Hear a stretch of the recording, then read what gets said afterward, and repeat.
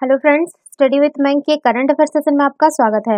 ये current affair SSC, banking, railway, state PCS, CDS, CAPF, NDA और other competitive exam आदि में सहायक होंगे। आज की डेट है 23 नवंबर 2020। तो चलिए आज का करंट अफेयर शुरू करते हैं। आज का पहला प्रश्न है, हाल ही में कौन से लेखक को अपने पहले उपन्यास सुगी बैन के लिए वर्ष 2020 का बुकर पुरस्कार दिया गया है? Option A Douglas Stuart, option B Avani Doshi, option C Tsitsi Dangarembga, option D Diana Cook. देखिए, न्यूयॉर्क में बसे स्कॉटलैंड के लेखक डगलस स्टुअर्ट को उनके पहले उपन्यास सगी बैन के लिए 2020 का बुकर पुरस्कार जीत लिया है। सगी बैन की कहानी जो है आपका 1980 में ग्लासगो की पृष्ठभूमि पर आधारित है, जो एक डेब्यू उपन्यास है। दुबई में बसी भारतीय मूल की जो लेखिका है, यह है आपकी अवनी, जो है वो भारतीय मूल की है। वो भारतीय मूल की लेखिका अवनी दोषी का ये पहला उपन्यास है, जो आपका अवनी दोषी का पहला उपन्यास जो है वांट सुगर, ठीक है, वांट सुगर। ये भी इस रेस में शामिल था, लेकिन वो इसमें नहीं इसको ये पुरस्कार नहीं मिला है। ये पुरस्कार जो आपका डगलस स्टुअर्ट को मिला है उनका उपन्यास सुगी बैन के लिए, ठीक है।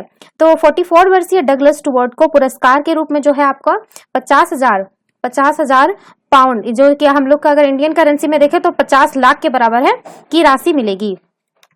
स्टुअर्ट ने इस उपन्यास को लिखने में 10 साल से भी ज्यादा का वक्त लिया। इसमें छोटे लड़के की कहानी है जो कि 1980 के दशक में ग्लासगो स्कॉटलैंड के सरकारी मकानों में रहता था। सगी वो उनके भाई बहनों को उनके पिता छोड़कर चले गए थे। उन्हें उनकी शराबी माँ ने पाला था। तो आपकी जो बता दें कि ये जो दुबई में आपका भारतीय मूल की जो अवनी दोषी रह रही थी, ठीक है, उनको वांट सुगर का बुकर पुरस्कार की दौड़ में शामिल थी, ठीक है। उन्हें इसे कई हिस्सों में लिखा था।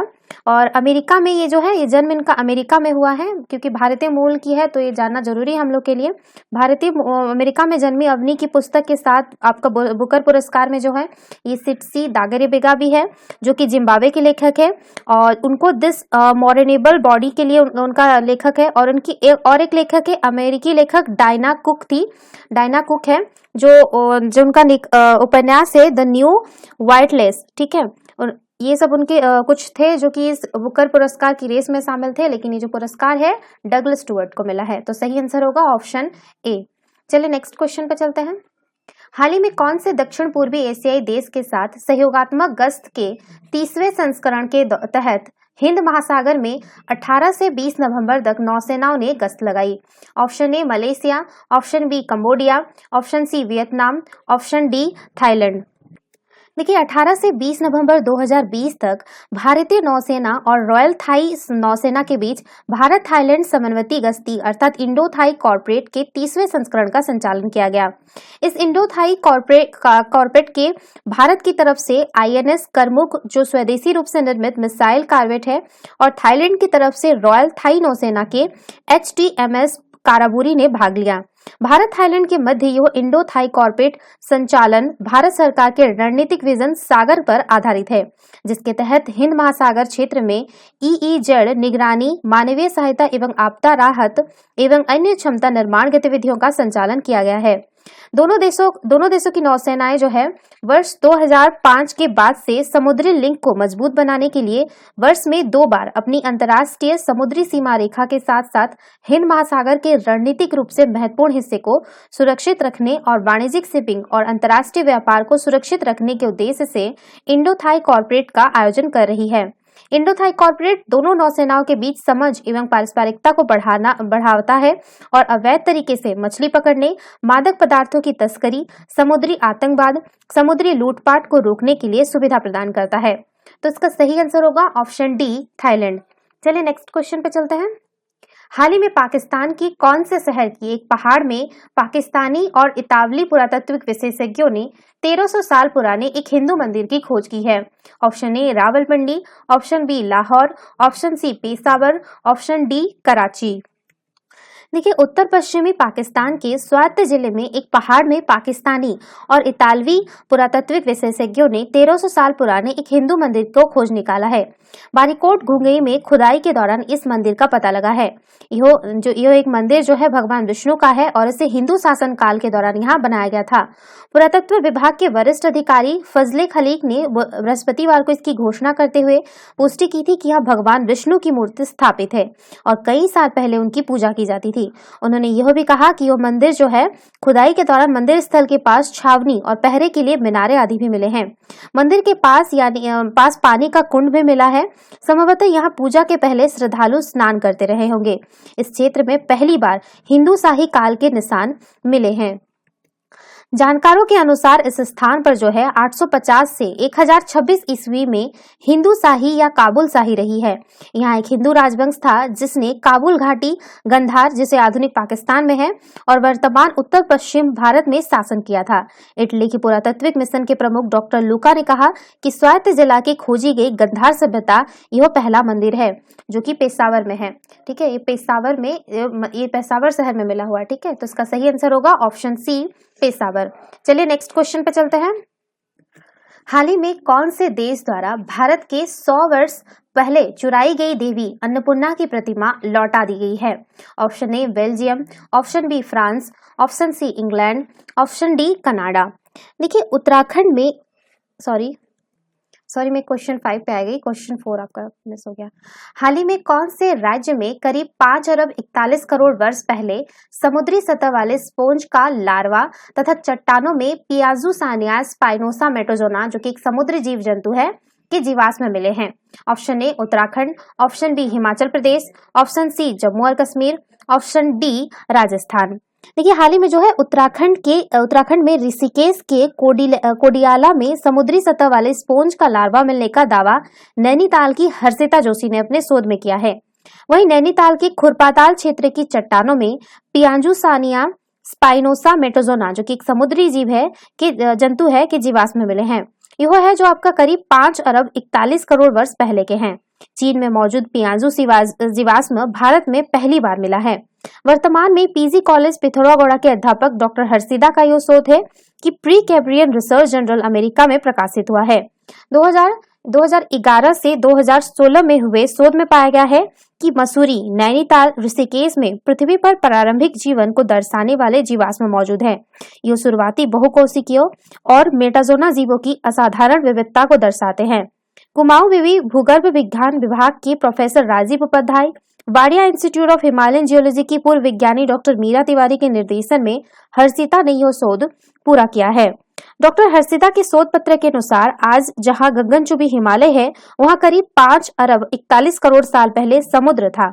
नैनीताल, मसूरी और ऋषिकेश आदि हिमालय का समुद्री तट हुआ करता था।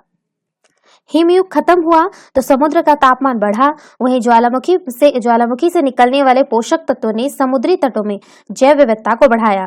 इन जीवों के ही जीवाश्म हिमालयन क्षेत्र में पाए जाते हैं। इसी कड़ी में नैनीताल क्षेत्र में पियाजुसानिया नामक जीवाश्म खोजा गया है।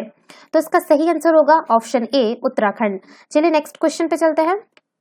तो आपको क्वेश्चन तो बता दी हूँ, अब आंसर इसका बता देती हूँ। ठीक है, क्वेश्चन आप लोग लिख लीजिएगा। ठीक है, देखिए, भारत से जो है 100 वर्ष पहले चुराई गई देवी अन्नपूर्णा की प्रतिमा कनाडा ने लौटा दी है। यह मूर्ति जो है वाराणसी के एक घाट से चोरी हो गई थी। यह प्रतिमा यूनिवर्सिटी ऑफ रेजिना के मैकेंजी आर्ट गैलरी में का हिस्सा थी। विश्वविद्यालय ने बताया कि आर्टिस्ट दिव्या मेहरा ने सबसे पहले इस तथ्य पर ध्यान दिलाया था कि यह 1 सदी पहले इस मूर्ति को गलत तरीके से कनाडा लाकर मैकेंजी के संग्रहालय में शामिल किया गया था, जिसके बाद इसे लौटाने का फैसला किया गया। विश्वविद्यालय के उप कुलपति थॉमस चेस ने गुरुवार को आयोजित एक समारोह में यह प्रतिमा कनाडा में भारत के उच्चायुक्त अजय वसरिया को दी। समारोह में McKenzie Art Gallery, Global Affairs Canada और कनाडा बॉर्डर सर्विसेज एजेंसी के प्रतिनिधि भी शामिल हुए। दरअसल आर्टिस्ट दिव्या मेहरा ने जब प्रतिमा के पीछे की कहानी पर शोध किया तो पता चला कि नॉर्मन मैकेंजी जो है आपका 1913 में भारत आया था और इसी समय उसने प्रतिमा को देखा था।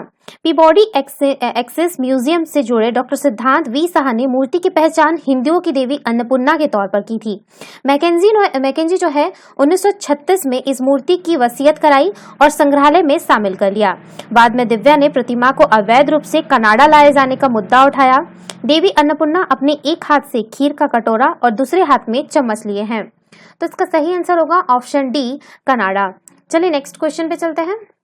हाल ही में नीति आयोग ने देश भर के सर्वश्रेष्ठ 100 प्रभारियों यानी शिक्षकों की सूची तैयार कराई है। इस सूची में सबसे पहला स्थान किसे प्राप्त हुआ है? Option A doctor Raghvendra Goraha, option B doctor Dhananjay Pandey, option C doctor Kalpana Goswami, option D doctor Vidyabhushan Sharma.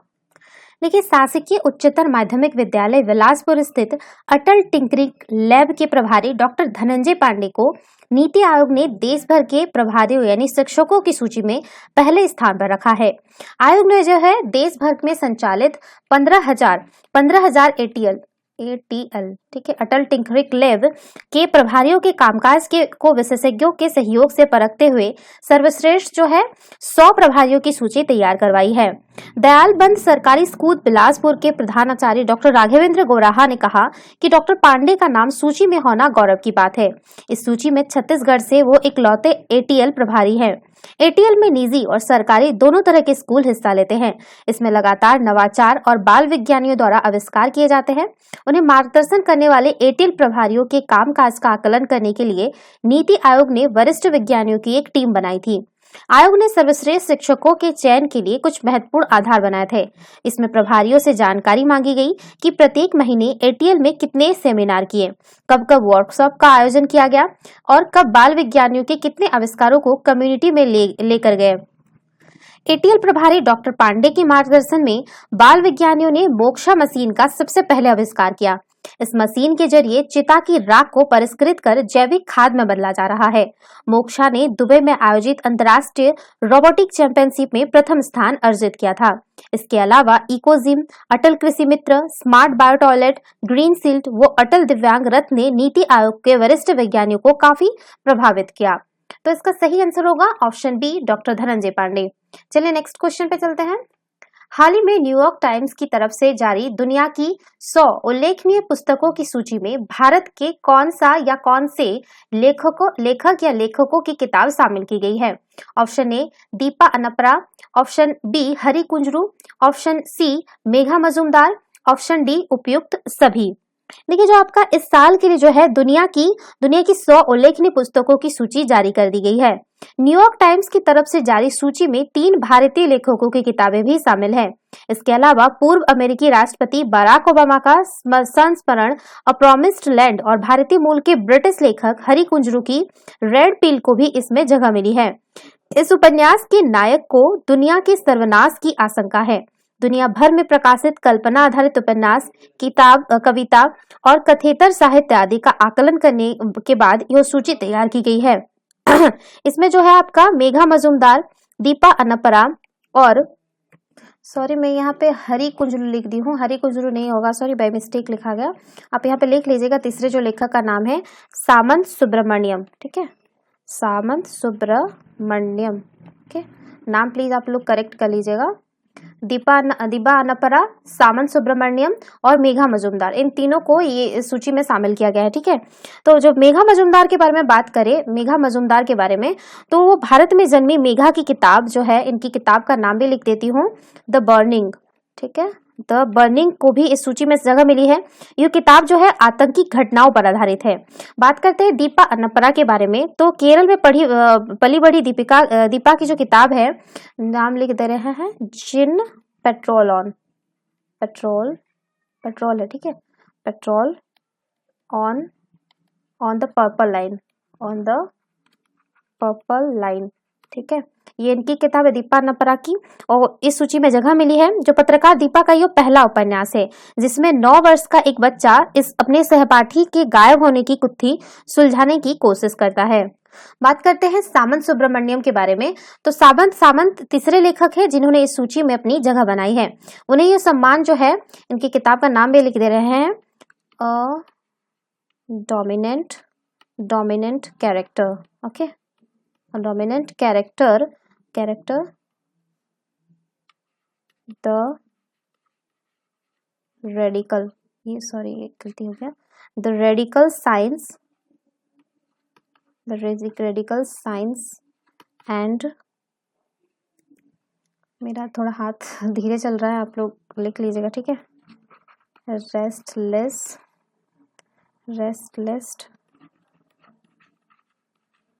Politics of JBS हेल्डन, बहुत बड़ा किताब का नाम है इनका, ठीक है।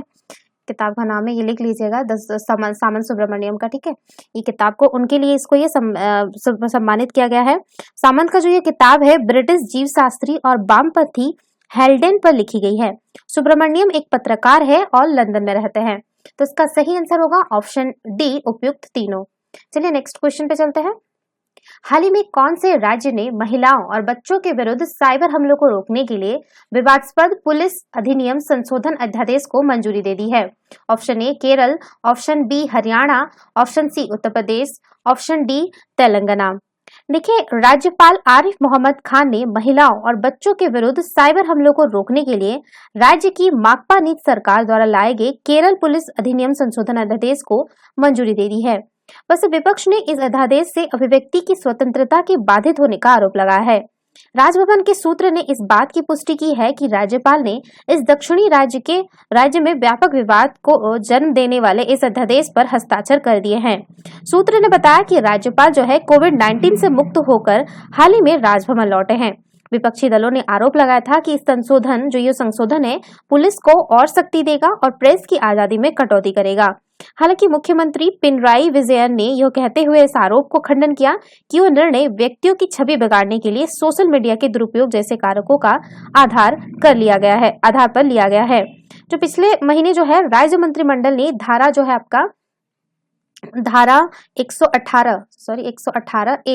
118 ए को शामिल करने की सिफारिश करके पुलिस अधिनियम को और सशक्त बनाने का फैसला किया था। इस संशोधन के अनुसार जो कोई भी सोशल मीडिया के माध्यम से किसी पर धौंस दिखाने, अपमानित करने या बदनाम करने के इरादे से कोई सामग्री डालता है उसे 5 साल तक कैद या 10,000 रुपए तक के जुर्माना या फिर दोनों सजा हो सकती है। तो इसका सही आंसर होगा ऑप्शन ए केरल। चलिए नेक्स्ट क्वेश्चन पे चलते हैं। हाल ही में प्रधानमंत्री श्री नरेंद्र मोदी और कौन से पड़ोसी देश के प्रधानमंत्री ने एक आभासी समारोह के रूप में रुपे कार्ड फेज 2 को लॉन्च किया है? Option A Nepal, option B Bhutan, option C Bangladesh, option D Sri Lanka. देखिए, प्रधानमंत्री श्री नरेंद्र मोदी और भूटान के प्रधानमंत्री डॉक्टर लोटे शेरिंग ने 20 नवंबर 2020 को एक आभासी समारोह में रुपे कार्ड फेज 2 को लॉन्च किया है। अब भूटान में कार्ड धारक लोग भारतीय राष्ट्रीय भुगतान निगम के रुपे नेटवर्क का उपयोग भारत में कर सकेंगे। उल्लेखनीय है कि इससे पहले जो है भूटान में रुपे कार्ड फेज 1 जारी किया जा चुका है। डिजिटल पेमेंट पर गठित नंदन नलिकेणे समिति ने भारतीय भुगतान प्रणाली के अंतर्राष्ट्रीयकरण हेतु सुझाव दिया गया था। समिति ने यह सिफारिश की थी कि भारतीय भुगतान प्रणाली जैसे रुपे कार्ड, यूपीआई आधारित भीम इत्यादि सेवाओं का विस्तार करना चाहिए, जिससे भारतीय लोगों को विदेश में यात्रा करने के दौरान भुगतान प्रणाली सुगम हो। इसके साथ ही बाहर से आने वाले नागरिक भी सुगमता से इन भुगतान प्रणाली का लाभ उठा सके। बात करें रुपे कार्ड फेज 1 के बारे में, तो पिछले वर्ष अगस्त में पीएम मोदी की भूटान आधिकारिक दौरे के समय दोनों देशों के प्रधानमंत्री ने संयुक्त रूप से रुपे कार्ड फेज 1 लॉन्च किया था। फेज 2 के बारे में बात करें तो भारत के प्रधानमंत्री नरेंद्र मोदी और भूटान के प्रधानमंत्री लोटे शेरिंग द्वारा रुपे कार्ड के दूसरे चरण को लॉन्च होने से अब भूटान के नागरिक भारत में रुपे नेटवर्क का फायदा उठा सकेंगे। अब रुपे कार्ड के कार्ड धारक भारत में 1 लाख रुपए की से अधिक एटीएम की सुविधा उपयोग कर पाएंगे। इसके अलावा 20 लाख रुपए से अधिक पॉइंट ऑफ सेल टर्मिनल की सुविधा उपयोग कर पाएंगे। बात करते हैं रुपे कार्ड होता क्या है, तो रुपे कार्ड जो है भारतीय डेबिट और क्रेडिट कार्ड पेमेंट नेटवर्क है। रुपे कार्ड से देश के सभी पीओएस डिवाइसेस और ई कॉमर्स वेबसाइट पर भुगतान किया जा सकता है और एटीएम से कैश निकाला जा सकता है। यह भारत का स्वदेशी पेमेंट सिस्टम है। रुपे कार्ड को भारतीय राष्ट्रीय भुगतान निगम ने विकसित किया है। इसे भारतीय रिजर्व बैंक ने बैंकिंग उद्योग के लिए परिवर्तित किया है। मौजूदा समय में रुपे ग्लोबल कार्ड्स 5 वेरिएंट्स में जारी किए जाते हैं। रुपए क्लासिकल कार्ड, रुपए क्लासिकल क्रेडिट कार्ड, रुपए प्लेटिनियम डेबिट कार्ड, रुपए प्लेटिनियम क्रेडिट कार्ड और रुपए सेलेक्ट क्रेडिट कार्ड। जो भारतीय बात करते तो इसका सही आंसर होगा ऑप्शन बी भूटान। चलिए नेक्स्ट क्वेश्चन पे चलते हैं। हाल ही में गृह मंत्रालय ने पहली बार भारत में कट्टरता की स्थिति पर एक शोध अध्ययन को मंजूरी दी है। यह शोध अध्ययन किसके या किनके द्वारा किया जाना है? Option A National Law University, option B Centre for Criminology and Victimology, option C Asia Research Centre, option D A और बी दोनों। देखिए गृह मंत्रालय ने पहली बार जो है भारत में कट्टरता की स्थिति पर एक शोध अध्ययन को मंजूरी दी है। नेशनल लॉ यूनिवर्सिटी दिल्ली के centre for Criminology and victimology के निदेशक जी.एस. वाजपेयी के नेतृत्व में यह शोध अध्ययन किया जाना है। प्रस्तावित अध्ययन कानूनी रूप से कट्टरता को परिभाषित करने और गैर कानूनी गतिविधियां रोकथाम अधिनियम के में संशोधन का सुझाव देगा। गृह मंत्रालय में police think tank bureau of police research and development ने वर्ष 2018 में शिक्षाविदों और कानूनी विशेषज्ञों से अनुसंधान प्रस्तावों को आमंत्रित किया था। गृह मंत्रालय को 75 प्रस्ताव मिले थे, जिनमें से गृह मंत्रालय ने 2 विषयों भारत में कट्टरता की स्थिति का मानकीकरण, रोकथाम और उपचार के अन्वेषणात्मक अध्ययन और कैदियों के पुनर्वास के लिए खुली जेलों के कामकाज और प्रभाव को चयनित किया गया था। यह अध्ययन धर्म तटस्थ होगा और तथ्यों और रिपोर्ट किए गए मामलों के आधार पर किया जाएगा। तो इसका सही आंसर होगा ऑप्शन डी ए और बी दोनों। तो ये थे आज के करंट अफेयर। वीडियो पसंद आए तो लाइक शेयर और कमेंट करना ना भूलें, साथ ही साथ चैनल को सब्सक्राइब करना ना भूलें। Thanks for watching, have a nice day, take care.